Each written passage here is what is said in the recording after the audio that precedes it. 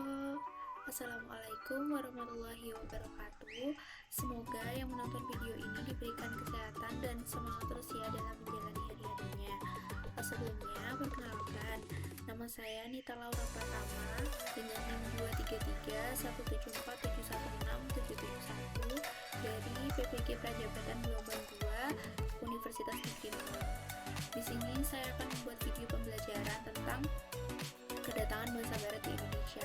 Video ini digunakan untuk memenuhi tugas mata kuliah Etika dan Profesionalisme Guru pada topik kelima, yaitu Profesionalisme Guru di Era Sosial 5.0. Oke, tanpa berlama-lama kita lanjut ke videonya aja ya. Jangan lupa tonton sampai habis dan like, komen, jangan lupa. Oke.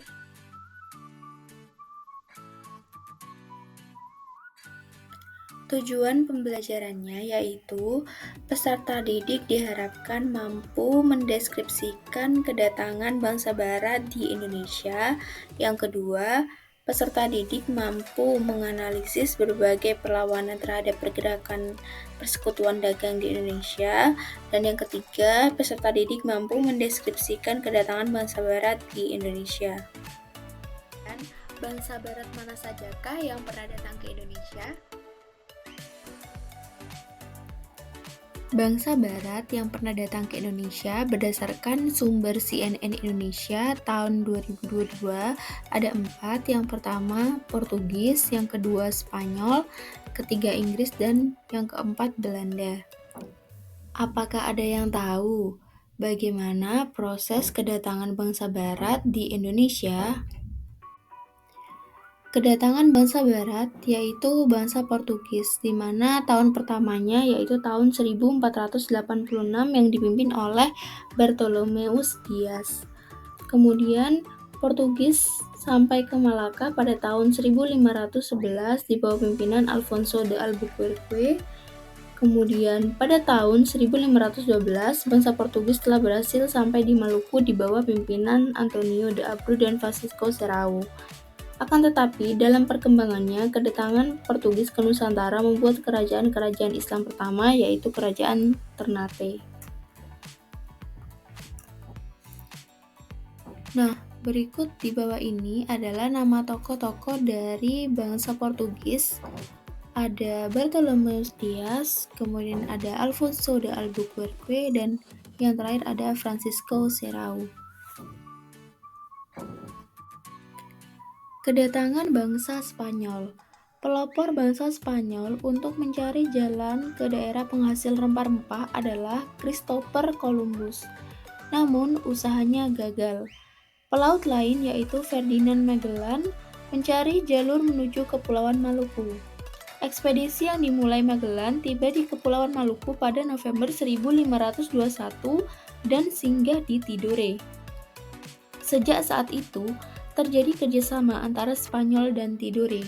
Kondisi tersebut menyebabkan pertentangan antara Portugis dan Spanyol yang mengklaim kepulauan milik mereka.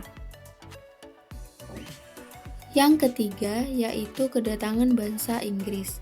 Ekspedisi penjelajahan samudra oleh bangsa Inggris pertama kali itu dipimpin oleh Francis Drake dan Thomas Cavendish. Rombongan tersebut berangkat pada 1577 dengan mengikuti rute penjelajahan bangsa Spanyol. Pada akhirnya, Francis Drake berhasil mendarat di Ternate dan berhasil membawa rempah-rempah kembali ke Inggris. Kemudian, Inggris juga berhasil menguasai India dan mendirikan kongsi dagang EIC atau East India Company.